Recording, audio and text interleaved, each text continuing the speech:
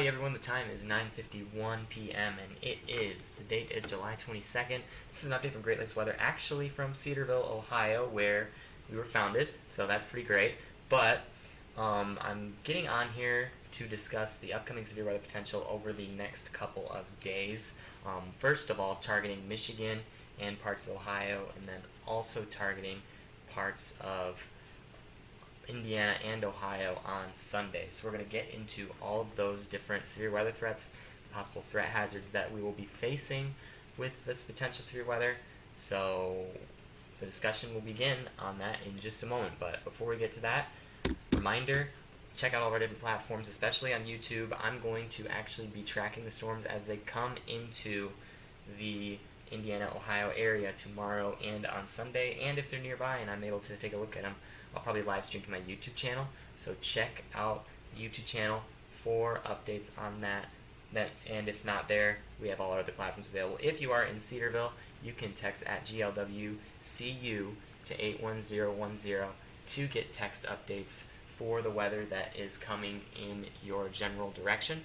And scan that QR code in the bottom right hand corner if you're watching on desktop to get the latest updates as to where we are in regards to our different web pages. Also, check out the latest storm chasing content. I went storm chasing yesterday. Big storm in St. Joe County, brought down some trees. You can check all that out on the YouTube channel as well. So, let's get into it with the latest update here.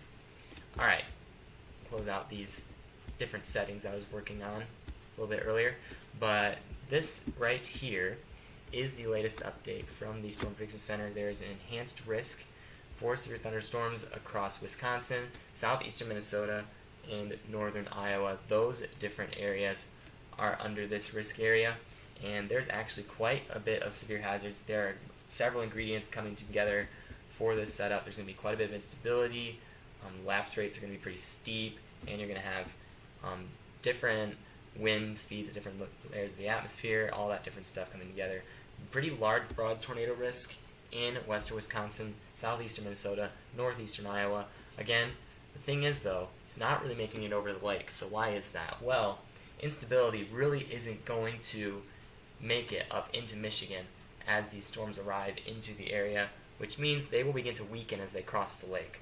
That cooler air over the lake is going to weaken the system, and it'll likely just be more of a damaging wind threat for Michigan, Indiana, parts of Ohio, those different areas. That could develop into a kind of a squall line type of deal by the time it arrives there, and then extend southward into parts of Indiana and Ohio.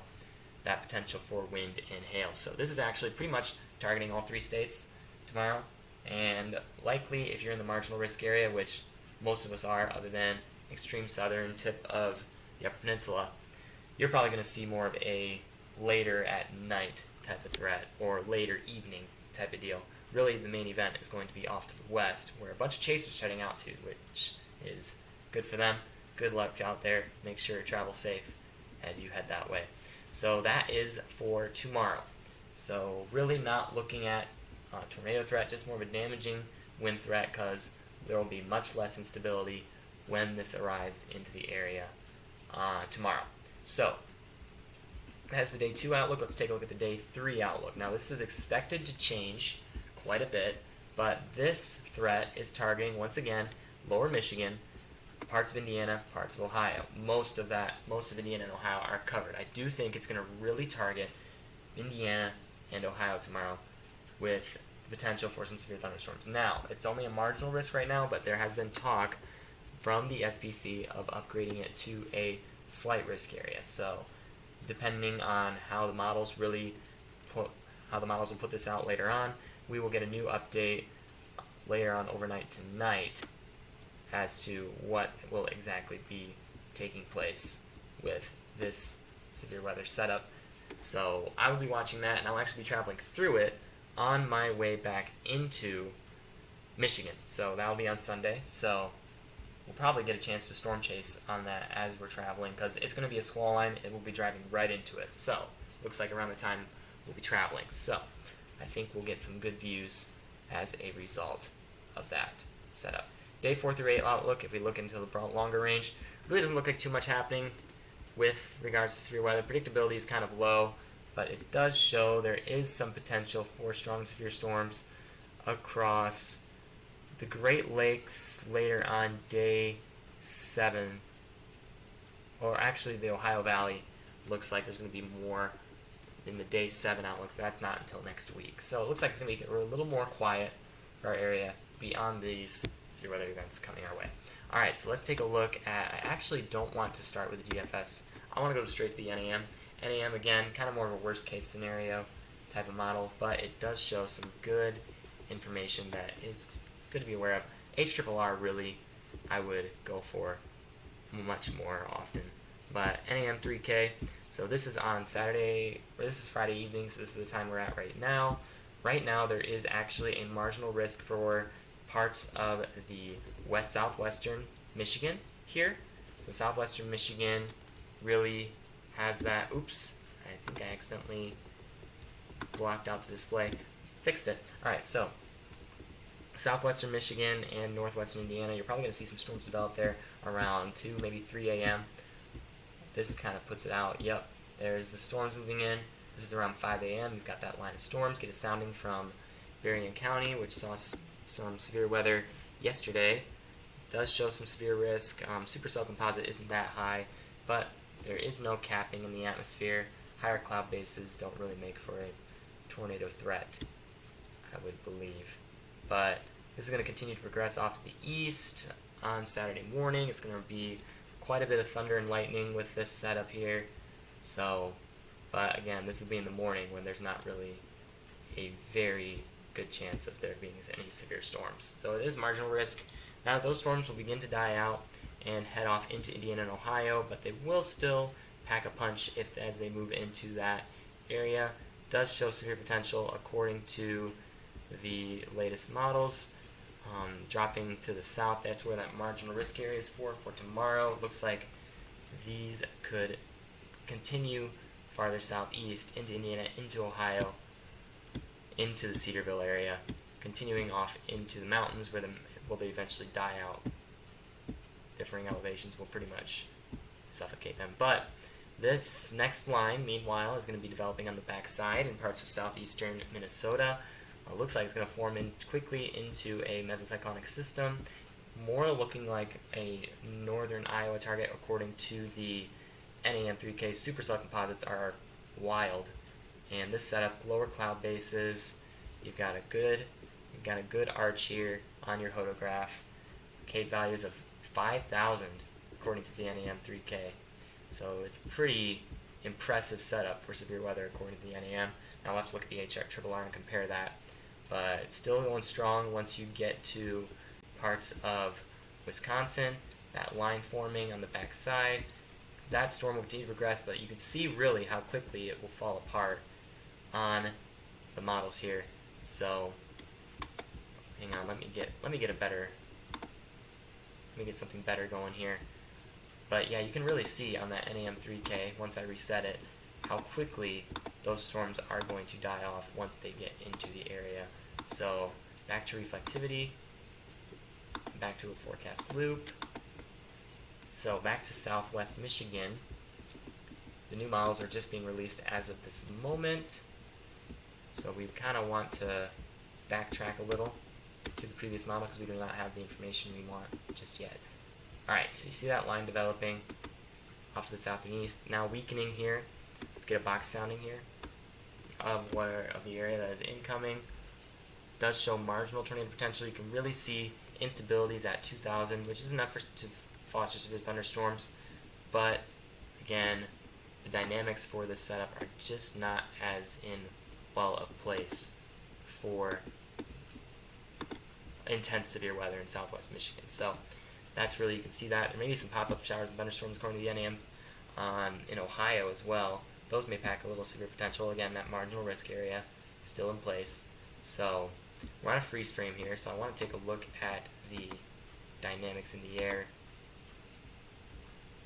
Still a lot of cape out there, especially if you're in northern Indiana. Northern Indiana could see a better severe setup than southern lower Michigan with more cape.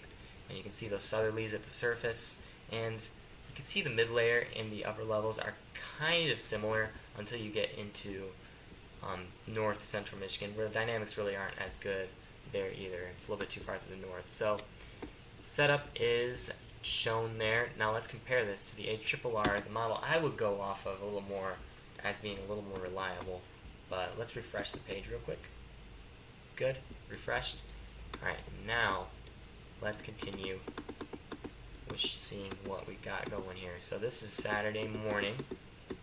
Again, forecast models calling for those showers and thunderstorms to develop across parts of northwestern Indiana, packing marginal severe potential. Cape value is going to be low, and it looks like there's going to be some convective inhibition that could potentially hinder that setup right there from being really severe. So again, the marginal risk tonight is for this area of storms. These storms could intensify as they go into northern Indiana and then continue into northern Ohio. It actually shows a track change compared to the NEM. It's actually heading to northern Ohio.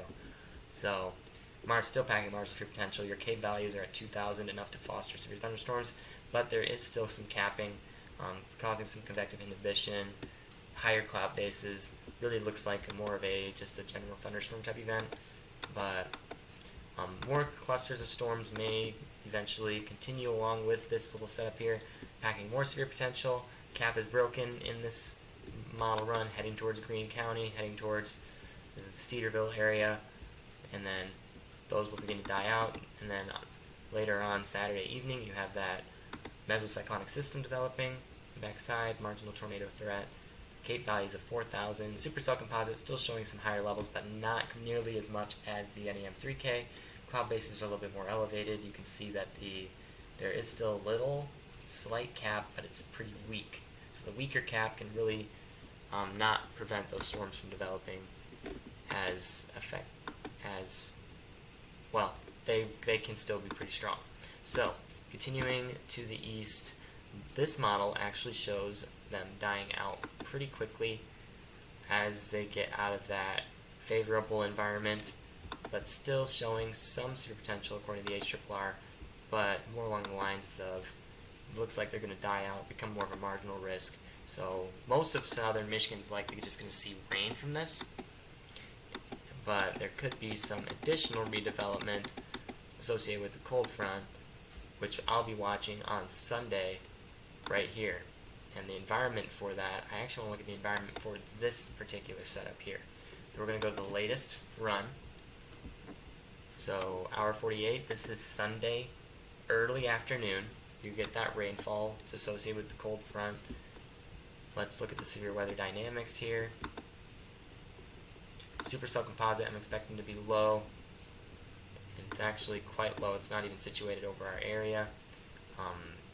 Go to the Cape values, measure of instability in the atmosphere. So Cape values do show around 2,000, 3,000, enough to foster some severe weather development. Crossover here. Wind fields are actually pretty aligned, really showing that this doesn't really look like as favorable an environment as a setup tomorrow for Minnesota, Wisconsin. So Sunday morning, Sunday afternoon, Sunday evening, expect some showers and thunderstorms. A few of those could pack some damaging winds, maybe some large hail. That's really what I see, what we're looking at. And then behind that, fortunately, we may actually have some cooler air heading our way. So let's investigate that real quick. So see that cold front moving through, the heat index of the triple digits up where the storms are really developing. Then that cold front begins to move in. Look how quickly it cools off. So by the time we get to Sunday afternoon, you can really see the big difference down in parts of Missouri, southern Indiana, southern Ohio, really still feeling that hot heat index or temperatures, those hot temperatures. But actually this is the air temperature, so you're expecting triple digit temperatures up in Iowa tomorrow. That's actually pretty significant. So that cold front moves through, and then the temperatures will get up into the 90s, even close to 100, and on the border, southern border portions of Indiana and Ohio. But that cold front will eventually move through, and we've got cold air Tuesday evening, even showing some temperatures as cold as the 60s. Temperatures in the low 70s and maybe even some 60s in parts of Indiana on Monday. That would be nice. That is a nice relief from this constant heat we've been seeing for a very long time. Alright, so thanks to everyone for watching. Hopefully this video was very informative for you and gave you the information on this upcoming severe weather event across the area that it's going to be impacting, including our specific areas, Michigan, Indiana, and Ohio. Make sure to like the video, subscribe, share it with those around you, and share this channel with everyone just to get that information out there. And I will continue to be providing these updates. Stay tuned for live streams on YouTube potentially, and hopefully I will get some good information out there for you when these storms actually arrive. So I will see you all later on, and stay safe.